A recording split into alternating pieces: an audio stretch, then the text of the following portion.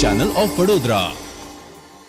ડભોઈ શહેર તાલુકામાં ભારે વરસાદને કારણે વરસાદના પાણી લોકોના ઘરોમાં ફરી વળ્યા હતા। સમગ્ર ગુજરાત સહિત ડભોઈ શહેર તાલુકામાં ભારે વરસાદને કારણે પૂરની સ્થિતિ બની હતી। પૂરના કારણે નીચાણવાળા વિસ્તારમાં પાણી ઘરોમાં ભરાયા હતા।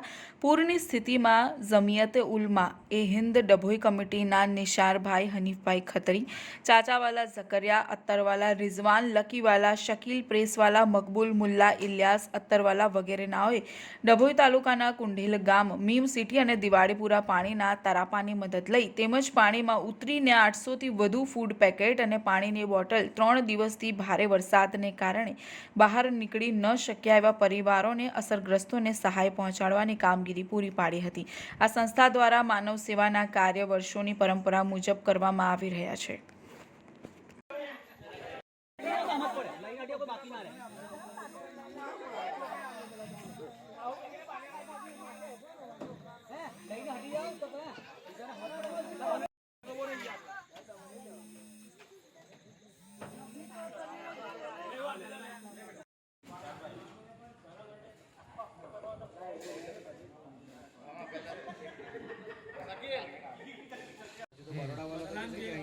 खराब परिस्थिति में तो रेलवे पानी रिटर्न आवे छे हजू बी आवे पाछो आवे तो जतो નથી પાછો આવે પાણી એમ જતું નથી।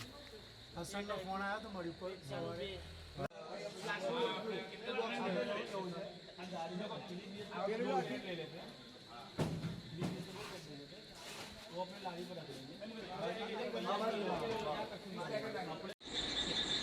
अस्सलाम वालेकुम।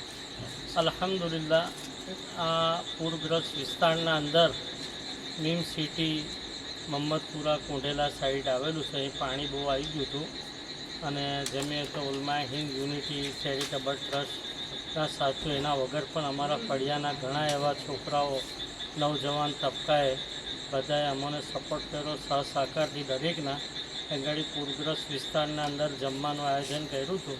अल्हम्दुलिल्लाह घरे घरे जमवानुं पहोंचाड्युं छे। अल्लाह एने कबूल करे अने एनी खिदमत ने मौत सुधीने अमोने आवी खिदमत करवानी तौफीक आपे।